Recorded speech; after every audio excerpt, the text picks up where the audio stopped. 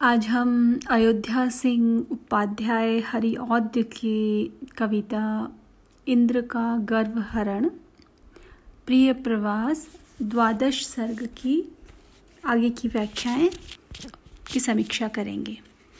पूर्व में हमने जो व्याख्याएं पढ़ी उसी के क्रम में आगे बढ़ते हुए हम ये कविता देखते हैं।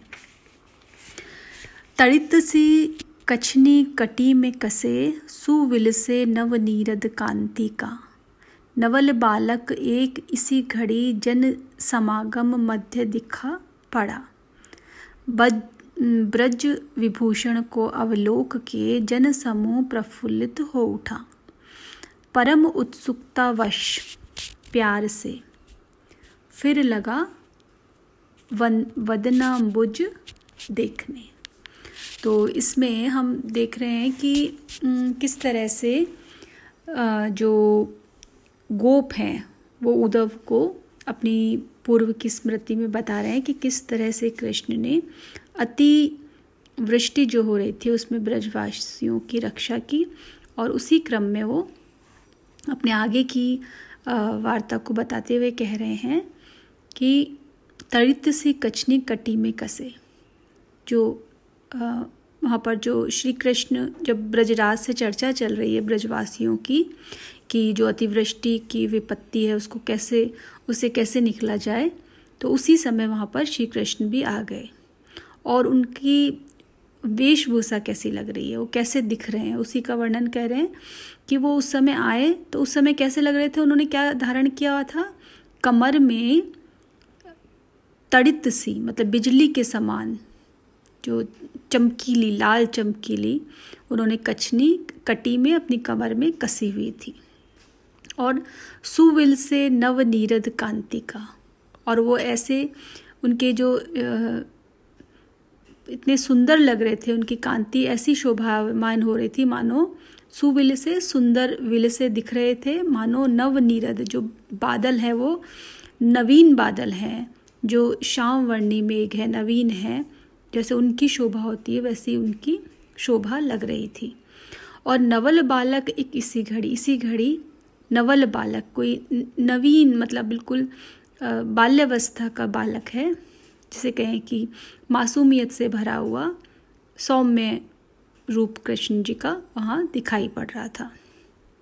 आगे कहते हैं ब्रज विभूषण को अवलोक के, तब ब्रज के विभूषण श्री कृष्ण को, ब्रज विभूषण कौन हुए, श्री कृष्ण, उनको देख के सारा जो जन समूह था, जो ब्रजवासियों का समूह था, वो प्रफुल्लित प्रसन्नता से भर उठा।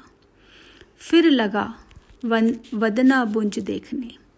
वदनाबुज उनका मुख, बदन मतलब उनका मुख, और कैसा मुख, जो कमल के समान है, अम्बुज मतलब कमल के समान है।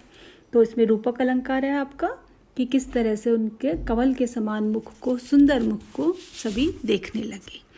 तो यहाँ इस पद में श्री कृष्ण के जो रूप छवि का, उनकी सुंदरता का, उनकी मधुरता का, उनके आकर्षण का यहाँ वर्णन किया गया है। और जैसा कि अपन ने कहा कि नवल बालक का तात्पर्य हो गया कि उनकी जो किशोरावस्था थी, उनकी जो बाल्यावस्था थी, उसका वर्णन यहाँ हुआ है। अनुप्रास और रूपक अलंकारों का प्रयोग हुआ है, और तत्सम प्रधान शब्दावली है, और छंद है वो यहाँ द्रुत विलंबित हमारा चल रहा है। तो अब हम आगे के पद पे विचार करते हैं। सब उपस्थित प्राणी समूह को निरख के निज आनन देखता, बन विशेष विनित मुकुंद ने यह कहा ब्रज भूतल भूप से, जिस प्रकार घिरे घन व्योम में प्रकृति है जितनी कुपिता हुई, प्रति घटी पल है भय प्राण का, शिथिलता इस हेतु अश्रेय है।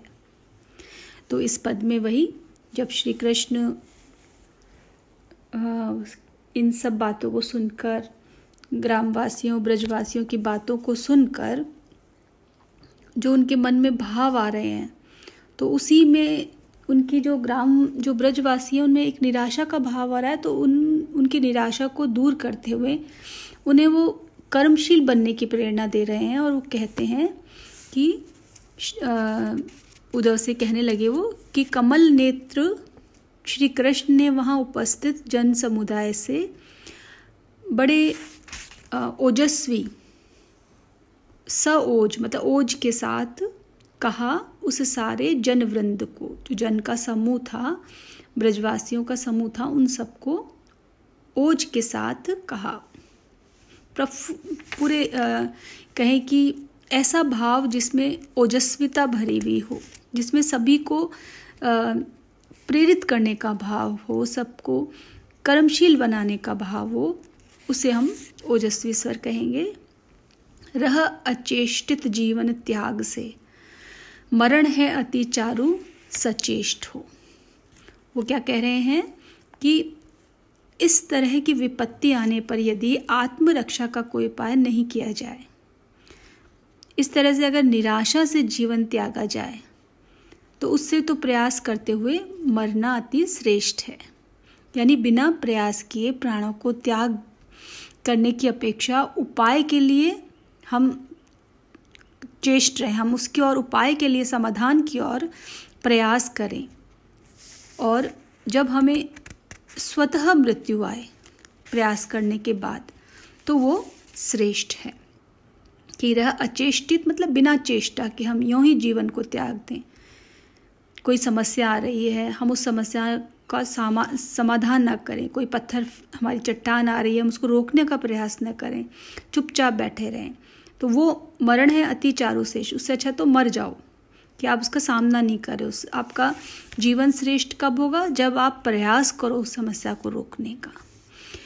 आगे कहते हैं कि सारा संसार अनेक विपत्तियों से घिरा हुआ है, फिर भी होनहार भावी जो हैं वो भविष्य में जो अनेक रहस्य हैं कि विपदाओं से घिरे संसार में जो भविष्य को कोई नहीं जानता है कि कब विपत्ति आएगी, कब सुख मिलेगा, कब मरण होगा।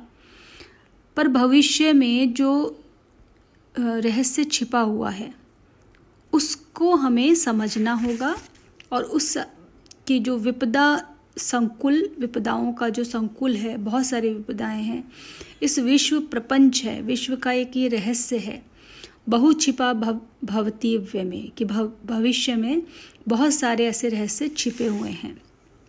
प्रति घटी पल, जो हर पल घटित होते रहते हैं। भय प्राण का, हम अपने प्राणों का उसमें भय क्यों लाएं कि अब क्या हमारे भविष्य में क्या होगा, हम जीवित रहेंगे या नहीं रहेंगे।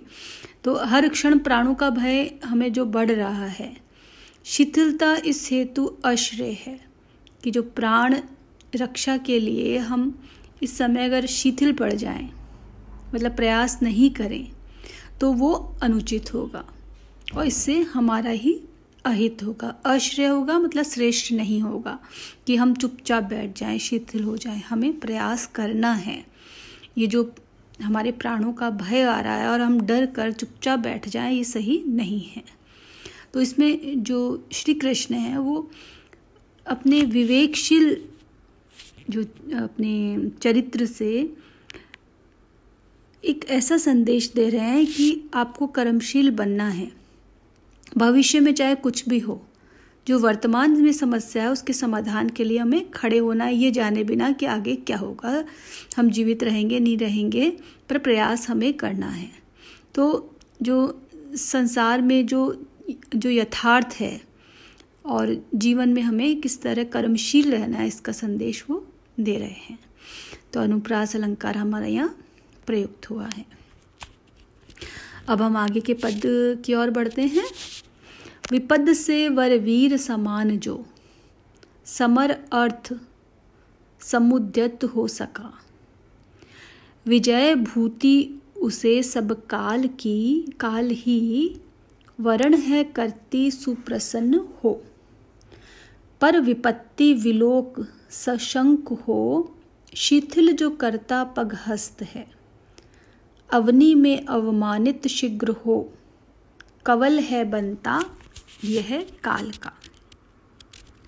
तो इस पद में जो ब्रजवासियों की विपत्ति जो उनके सामने आ गई है और श्री कृष्ण उनको किस तरह से उस संकट का सामना करने के लिए प्रेरित कर रहे हैं, उसी का वर्णन यहाँ आगे करते हुए कवि कह रहे हैं कि श्री कृष्ण ने वहाँ पर उपस्थित जन समूह से कहा कि विपत्ति आने पर जो व्यक्ति श्रेष्ठ वीर के समान युद्ध के लिए तैयार रहता है, विपत्ति से वर वीर समान जो समर अर्थ उद्यत रहता है, समान युद्ध के लिए विपत्ति के विनाशार्थ प्रयासरत रहे,